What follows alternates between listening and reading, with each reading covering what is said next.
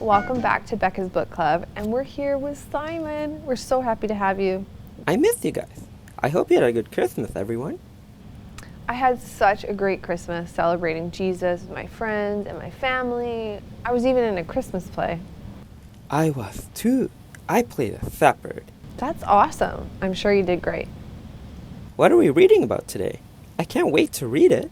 Well, we are going way back to the beginning again, and we're picking up where we left off, right at the story of Babel.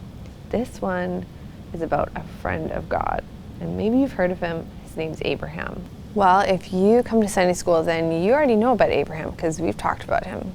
He was promised many grandkids, and actually you're one of them too if you believe in Jesus, because Abraham is our father of faith, and he had faith in God. That's what makes him his friend. And if you believe in God, you're his friend too.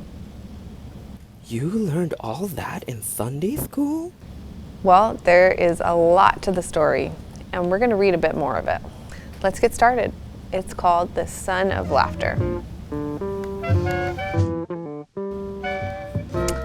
Son of Laughter. And remember, this is picking right up after the Tower of Babel, where things went really wrong and people were not listening to God. So this is where we start our story. Years passed and things didn't get any better. People were still just as cruel and mean to one another. They still got sick and died, and God's world was full of tears. It was never meant to be like this. But God was getting ready to do something about it. He was going to make all the wrong things right, and he was going to do it through a family. Abraham, God said, "How many stars are there?" God was about to tell his friend a wonderful secret. "Let me see," Abraham said, rolling up his sleeves.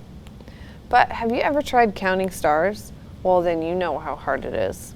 993, 994, 997. Uh-oh. No, wait. 1, 2. Of course, he kept counting, and he kept losing count. "Too many," he said. "Guess what?" God laughed. "I will give you so many children and great-grandchildren and great-great-great-grandchildren, you won't be able to count them either." Abraham couldn't stop giggling at such a wonderful idea, but he stopped himself. How could he have a family? Don't be silly. He couldn't have any children, let alone grandchildren. He wiped away a tear. Anyway, it was far too late for him to start having babies at his age. He was 99 years old. What could God mean? "Abraham," God said, "believe me." And then God told Abraham his secret rescue plan. "Abraham, I will make your family very big," God promised, "until one day your family will come to number more than even all the stars in the sky." Abraham looked up at the dark night sky, thick with stars. "You'll be my special family, my people, and through you, everyone on earth will be blessed." It was an incredible promise. God was going to rescue the world through Abraham's family. One of his great-great-great-great-grandchildren would be the child, the promised one, the rescuer. "But it's too wonderful," Abraham said. "How can it be true?" "Is anything too good to be true?" God asked. "Is anything too wonderful for me?" So Abraham trusted what God said more than what his eyes could see, and he believed. Now, when Abraham's wife Sarah heard God's promise, she just laughed to herself. But it wasn't a happy laugh. It had tears in it. She'd always wanted a baby. Could her dream come true? Could she really have a baby when she was 90 years old? No, of course not. Don't be silly. It was far too late. Sarah didn't believe God could do what he promised. She had forgotten that when God says something, it's as good as done. Of course, it was as easy for God to give her a baby as it was for him to make all the stars in the sky. Wow. So there's Abraham and Sarah, and well, we know Abraham's pretty old. It says he's 99, and Sarah's just as old. Sure enough, 9 months later, just as God had promised, Sarah gave birth to a baby boy, and they named him Isaac, which means son of laughter. And Sarah laughed, but this time it was a glorious, happy laugh. Her dream had come true. God would do as he promised, and he would always look after Abraham's family, his special people. One day, God would send another baby, a baby promised to a girl who didn't even have a husband. But this baby would bring laughter to the whole world.